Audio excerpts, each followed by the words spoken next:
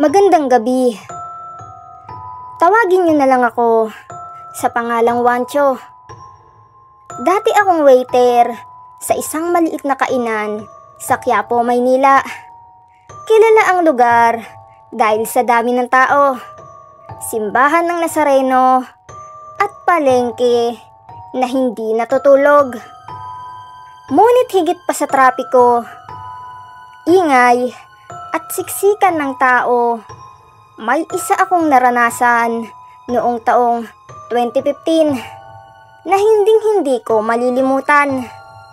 Isa itong gabi ng kababalaghan na hanggang ngayon, kahit anong pilit kong iwaksi sa isipan ko, bumabalik pa rin tuwing ako ay dumadaan sa parehong kalye. Nagsimula ito isang Lunes ng gabi.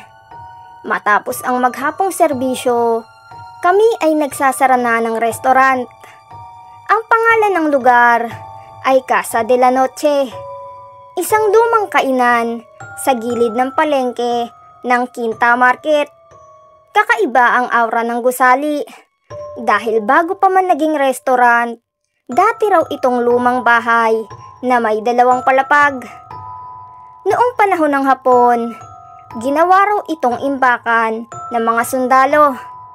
At sa mga lumipas na taon, ilang negosyo na ang nagtangkang tumira dito, ngunit walang tumatagal. Sa umpisa, Boss Pao, normal pa ang lahat. Ang amoy ng mantika at nilutong pagkain ay bumabalot sa loob.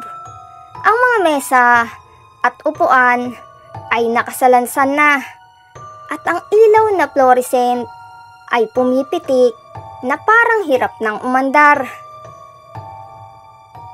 10:00 na ng gabi nang magsimula akong magwalis sa kusina.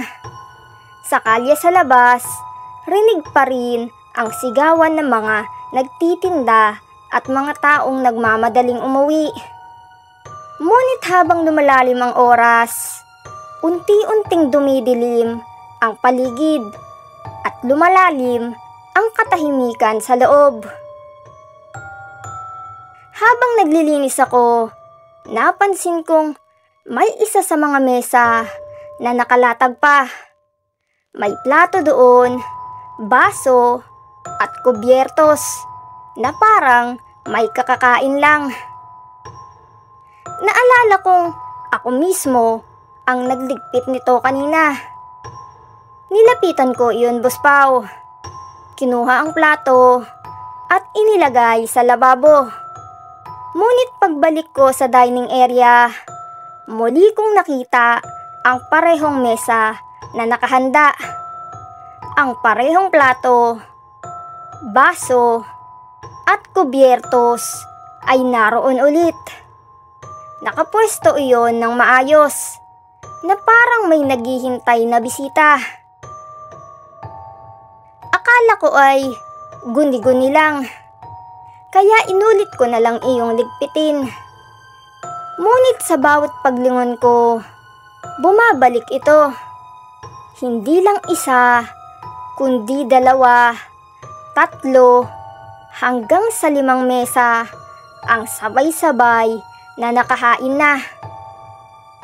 Ang lahat ng iyon ay nakahanay ng pantay-pantay. At sa gitna ng bawat plato ay may puting kandila na kusa na lang umaapoy kahit walang nagsisindi.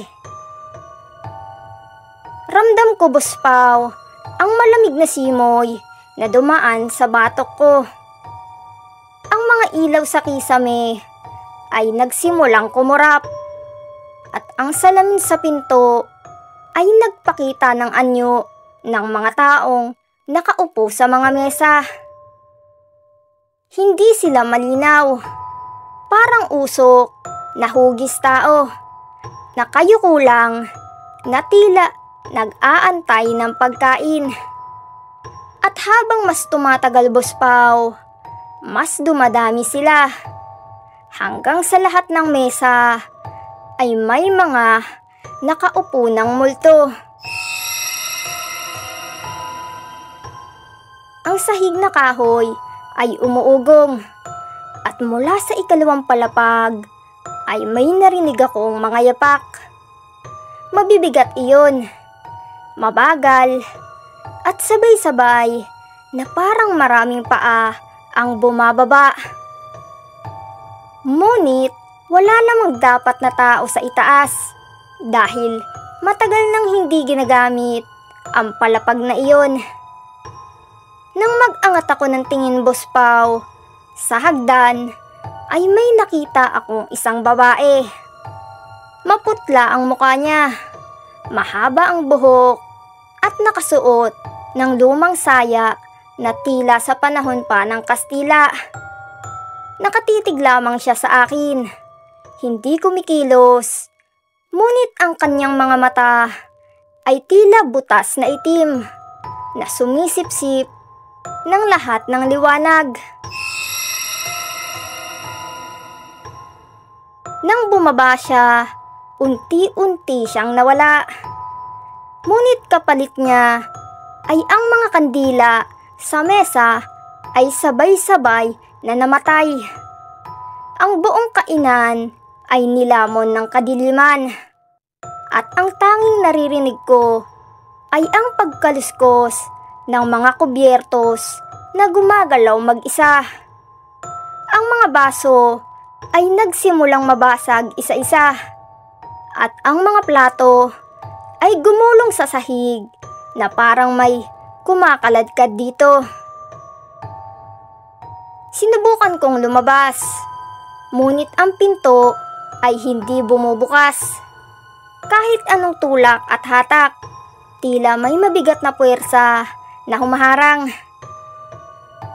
At mula sa kusina, may malakas na kalabog na parang may nahulog na mabigat na bagay.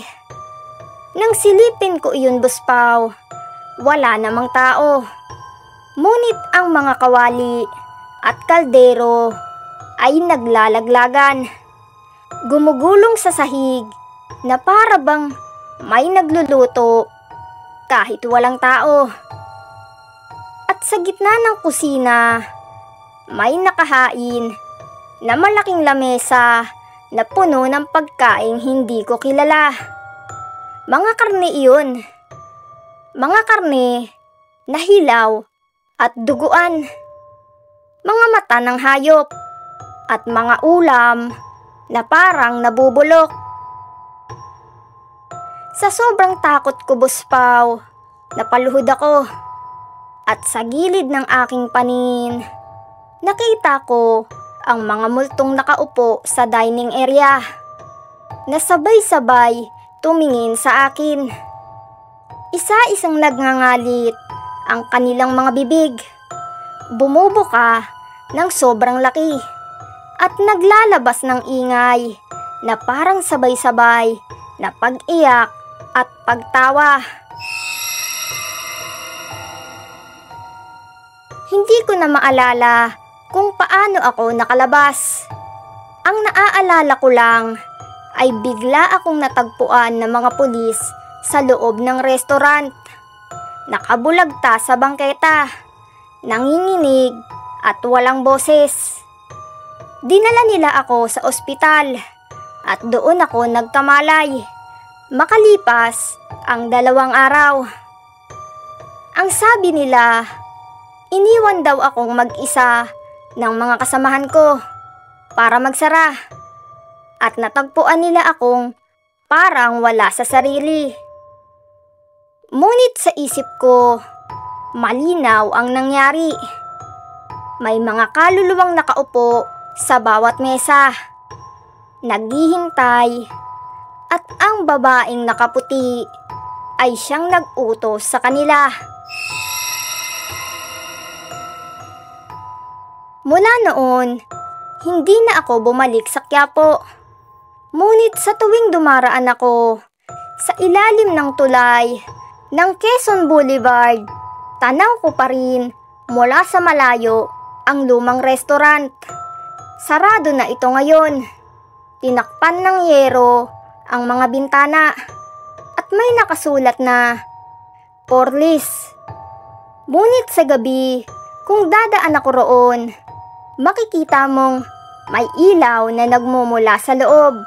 At kung susulyapan mo ng mabuti, may mga taong nakaupo sa mesa, tahimik na nag-aantay na muli silang pagsilbihan. Hanggang ngayon, dala ko ang takot na iyon. At alam kong kahit saan ako magpunta, dala ko ang alaala ng Casa de la Noche, ang restaurant na hindi kailanman natulog. Dahil ang mga multo roon ay patuloy pa ring kumakain gabi-gabi habang buhay.